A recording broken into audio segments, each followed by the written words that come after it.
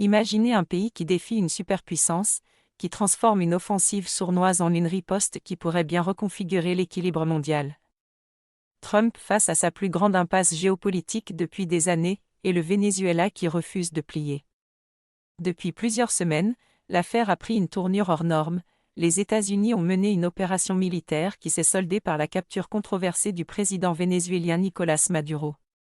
Une action qualifiée par Washington de lutte contre le narcoterrorisme et une menace régionale.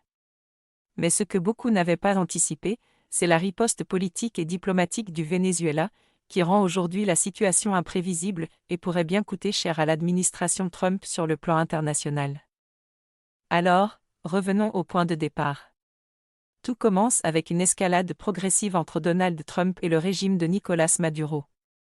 Depuis des années, Washington accuse Caracas de corruption massive, de dérives autoritaires, et surtout, d'être lié à des réseaux de narcotrafic internationaux. Mais cette fois, la Maison-Blanche est allée beaucoup plus loin. Selon les autorités américaines, une opération militaire ciblée aurait permis de capturer Maduro. Une action présentée comme une mission de sécurité nationale, presque comme une opération antiterroriste. Et là, premier choc, ce n'est plus une pression diplomatique, ce n'est plus une sanction économique, c'est une intervention directe. Officiellement, l'objectif serait double, neutraliser une menace sécuritaire et ouvrir la voie à une transition politique au Venezuela. Mais dans les faits, cette intervention pose une question explosive, index revers pointant vers la droite blanc. Les États-Unis ont-ils franchi une ligne rouge du droit international? Car capturer un chef d'État en exercice, même contesté, ce n'est pas anodin. C'est un acte qui reconfigure immédiatement le rapport de force régional. Et ce n'est pas tout. Après l'opération, Trump déclare que les États-Unis pourraient administrer temporairement le Venezuela afin de stabiliser le pays et relancer son industrie pétrolière. Et là, deuxième onde de choc. Le Venezuela possède les plus grandes réserves prouvées de pétrole au monde. Un pays en crise, certes. Mais un pays stratégique. Quand Washington évoque la reconstruction du secteur énergétique avec l'appui d'entreprises américaines, beaucoup y voient une justification économique derrière le discours sécuritaire. Et c'est ici que le narratif commence à se fissurer. Car sur le papier, cela ressemble à une opération de stabilisation. Mais aux yeux d'une partie de la communauté internationale, cela ressemble à une prise de contrôle. En quelques heures, le dossier n'est plus seulement bilatéral. Il devient mondial. Des capitales latino-américaines s'inquiètent. Des juristes évoquent une violation de souveraineté. Et au sein même des États-Unis, certains analystes s'interrogent, Trump a-t-il surestimé la facilité d'une telle manœuvre? Car une chose est sûre, renverser un dirigeant est une chose. Stabiliser un pays fracturé en est une autre. Et c'est précisément là que le piège commence à se refermer. Et c'est ici que tout bascule. Parce que dans le scénario imaginé à Washington, l'arrestation de Nicolás Maduro devait provoquer un effet domino, désorganisation du pouvoir, fracture interne, et ouverture rapide vers une transition contrôlée.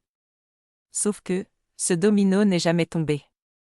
Au lieu de s'effondrer, l'appareil d'État vénézuélien s'est immédiatement réorganisé. En première ligne, Delcy Rodriguez. Message clair, martelé dès les premières heures, Maduro reste le président légitime. Le pays est victime d'une agression. Et le Venezuela ne cédera pas. Ce n'est pas seulement une déclaration politique. C'est une stratégie. Car en qualifiant l'opération américaine d'atteinte à la souveraineté nationale, Caracas transforme une crise interne en cause nationale. Et ça change tout. Pourquoi? Parce qu'en politique internationale, la légitimité ne se joue pas uniquement sur le terrain militaire, elle se joue sur le récit. Et le récit que tente d'imposer le Venezuela est puissant. Un pays attaqué par une superpuissance étrangère. Un État qui défend son indépendance.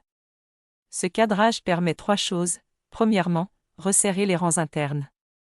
Même des opposants au régime peuvent se retrouver face à un dilemme, critiquer Maduro ou défendre la souveraineté du pays.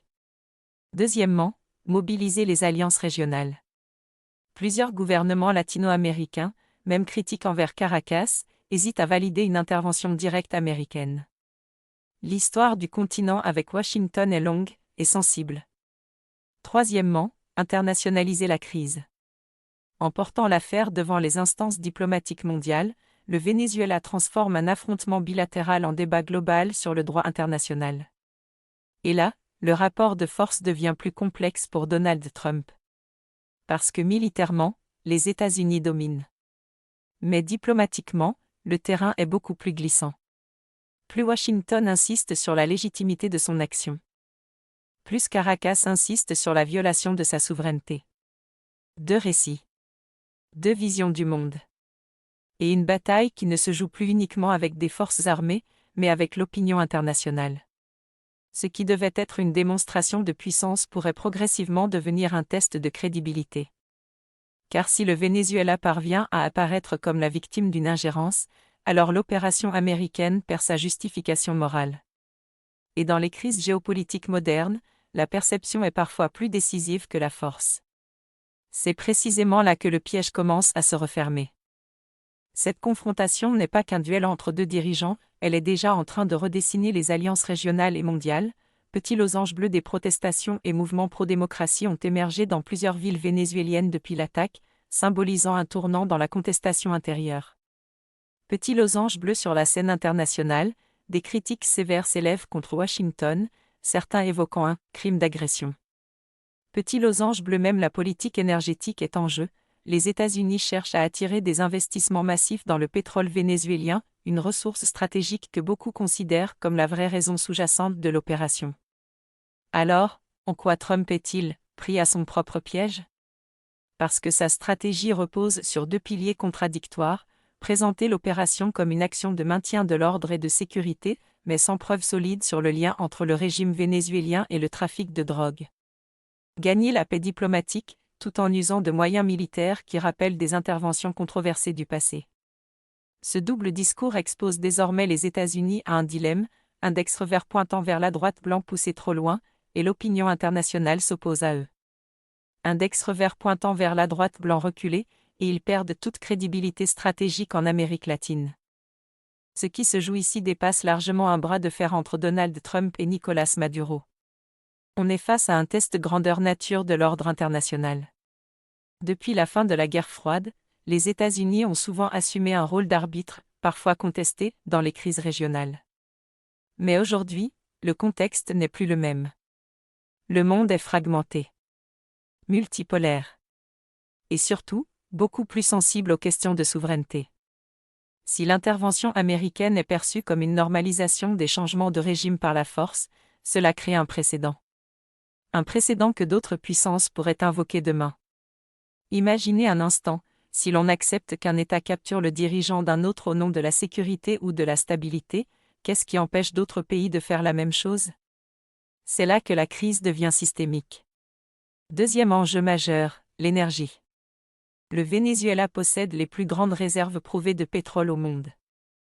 Dans un contexte de tension énergétique globale, contrôler ou influencer cette ressource stratégique change l'équation. Si Washington parvient à restructurer le secteur pétrolier vénézuélien sous influence américaine, cela renforce son poids énergétique. Mais si l'opération échoue ou provoque des sanctions croisées, cela peut au contraire déstabiliser davantage les marchés. Troisième dimension, l'Amérique latine. Historiquement, toute intervention américaine dans la région ravive des mémoires profondes. Et cela peut accélérer un basculement diplomatique de certains États vers d'autres pôles d'influence. Autrement dit, ce qui devait être une démonstration de puissance pourrait paradoxalement encourager une diversification des alliances. Et enfin, il y a l'opinion publique mondiale. Dans les crises contemporaines, la guerre de l'image est permanente. Chaque déclaration, chaque mouvement militaire, chaque réaction diplomatique est analysée en temps réel. Si l'administration américaine apparaît comme pragmatique et stabilisatrice, elle consolide son leadership. Mais si elle apparaît comme intrusive ou intéressée par le pétrole plus que par la démocratie, le coût réputationnel peut être lourd. Et c'est là le vrai risque stratégique. Car le pouvoir ne se mesure plus seulement en avion ou en navire. Il se mesure en légitimité. Et dans cette bataille, la légitimité est encore en train de se jouer. Ce qui semblait être une opération ciblée devient donc un révélateur des limites de l'unilatéralisme, révélateur des fractures géopolitiques, révélateur d'un monde où chaque action majeure déclenche des ondes de choc global. La vraie question maintenant n'est plus « qui a frappé le premier ?». La vraie question est « qui contrôlera les conséquences ?». Et c'est précisément là que l'équilibre mondial peut vaciller. Alors, au final, est-ce que Donald Trump a réellement frappé un coup décisif ? Ou est-ce qu'en voulant démontrer la puissance américaine, il a ouvert une séquence qu'il ne contrôle plus totalement ? Parce que l'histoire nous l'a souvent montré, les interventions les plus rapides sont parfois celles dont les conséquences durent le plus longtemps. Aujourd'hui, le Venezuela n'est pas simplement un pays en crise. C'est devenu un symbole. Un symbole de souveraineté pour certains. Un symbole d'autoritarisme pour d'autres. Et un terrain de test pour la crédibilité américaine.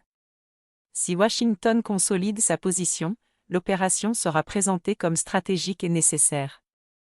Mais si la situation s'enlise, si la pression diplomatique monte, si l'opinion internationale bascule, alors ce qui devait être une démonstration de force pourrait devenir un précédent embarrassant. Et c'est là toute la tension. Parce que dans ce type de confrontation, le véritable verdict ne tombe pas en 24 heures. Il se construit dans le temps. Dans les alliances. Dans les réactions en chaîne. Ce dossier est loin d'être terminé. Et la question qui reste en suspens est simple. Index revers pointant vers la droite blanc, assiste-t-on à une redéfinition assumée des règles du jeu mondial, ou au début d'un rééquilibrage imprévu qui pourrait affaiblir ceux qui pensaient dominer la partie ? Une chose est sûre, les prochains mouvements seront décisifs. Et nous, on suivra ça de très près. Si cette analyse vous a éclairé, abonnez-vous, activez la cloche, et dites-moi en commentaire, selon vous, coup stratégique maîtrisé, ou piège géopolitique en train de se refermer ? À très vite pour la suite.